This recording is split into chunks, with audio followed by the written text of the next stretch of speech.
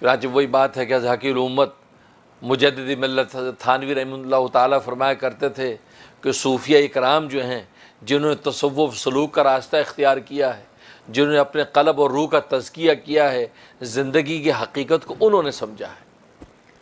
انہوں نے ایک لنگوٹے کے اندر ساری زندگی گزار دی، اور بس ایک وقت کی روٹی ملی، پانی کا گلاس ملا اور خدا کی عبادت میں لگ گئے۔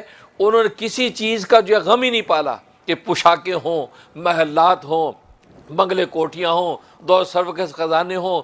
وہ انہوں نے پہلے دن ہی سمجھ لیا تھا کہ ضروری صرف یہ ہے کہ اللہ تبارک و تعالیٰ اتنا کھلا دے کہ کھائیں اور پیٹ بھر جائے، زندہ رہیں، تاکہ اللہ تبارک و تعالیٰ کی عبادت و ذکر کر سکیں۔ بس ایک لنگوٹا باندھ کر جس سے صدر چھپ سکے، ساری زندگی انہوں نے اسی طرح گزاری اور اللہ تبارک و تعالیٰ کے مقبول اور محبوب بن گئے۔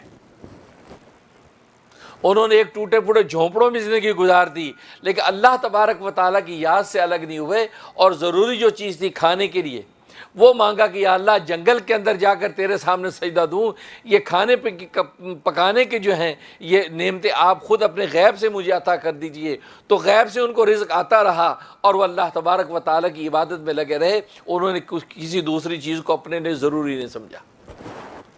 تو معلوم ہے کہ کھانا پینا یہ سب سے زیادہ ضروری چیز ہے۔